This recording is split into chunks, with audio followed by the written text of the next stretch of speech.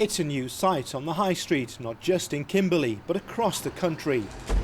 The Doggy Deli was one of the first businesses in the UK to offer healthy, handmade food for poochers. After 3 years selling online, the business opened its first high street shop in January. Well, meet the luckiest dog in Nottingham. This is Bryn, and he's a wolfhound, as you can see. He's actually almost half the size of me and Alan.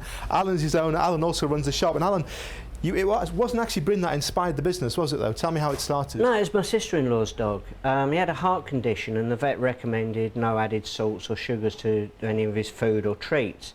And while my sister-in-law was quite happy to make him these plain foods and add vegetables and things to it, we thought it was unfair because there was nothing that he could actually have as a treat style. So my wife, who's an excellent baker, said, well, I'm sure I can come up with some recipes. So did a bit of research, looked into what they can and can't have, and it all blossomed from there. Everything's made to appeal to owners as well as the dogs, but despite the appearances, there are no sugary treats to be had here.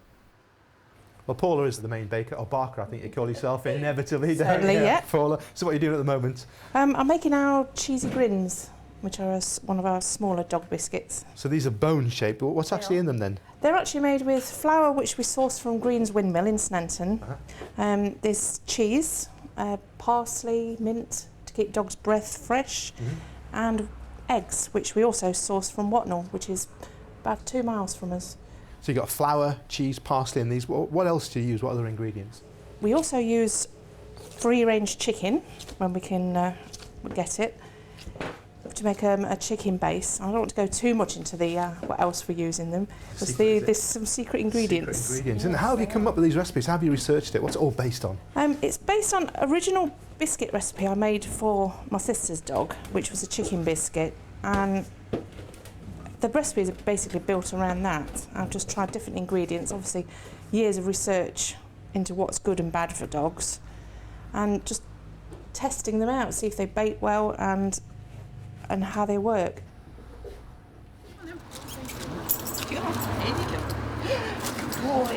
Alan and Paula have built up a steady stream of customers. Today's visitor, the Reverend Barbara Hopwell, was the first person ever to shop here. Well, sit then.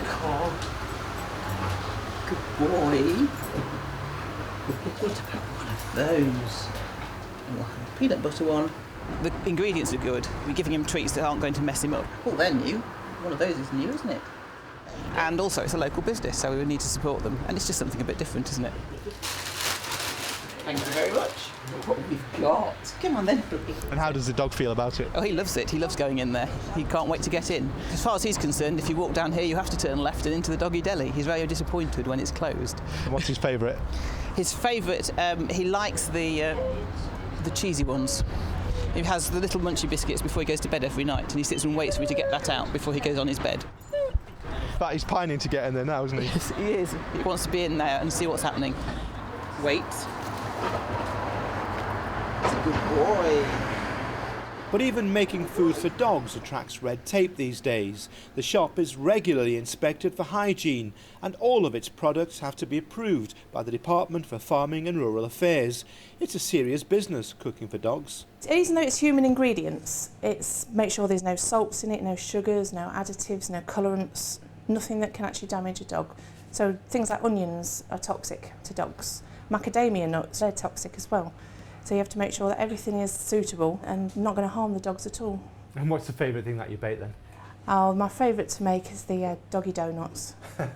I just love the, because it's similar to a choux pastry, like a chocolate eclair, but it's made specifically for dogs with special ingredients. But I just love the look on people's faces when they see a donut for dogs. And there's no sugar in it or anything? No, no sugar, no colourants. I use natural, like strawberries or beetroot for colouring. So there's nothing artificial at all. As well as the shop, the couple sell their food over the internet and travel to dog shows and events around the region, slowly building up a completely new market. I know it's a very novel business, but at the end of the day, it's still a small business startup, and you have to make a lot of sacrifices, don't you, to make it work. What's it like for you? How difficult is it? It's been hard because whatever profits we make has to go into the shop. We're bootstrap funded, so we've got no grants or any outside income. We can't get bank loans or anything because basically it's so unusual, banks shy away from it. And the saddest thing is when people say, oh yeah, are there any jobs going? We'd love to, but we can't even pay ourselves a living wage. And with little interest from the banks, the business is now looking to raise funds from crowdsourcing, offering products and discounts to investors willing to put in anything from a £5 to £500, with the money being used to buy a van to promote the Doggy Deli brand even further afield. Okay, I'm going to take it nicely. Good boy. Is that nice?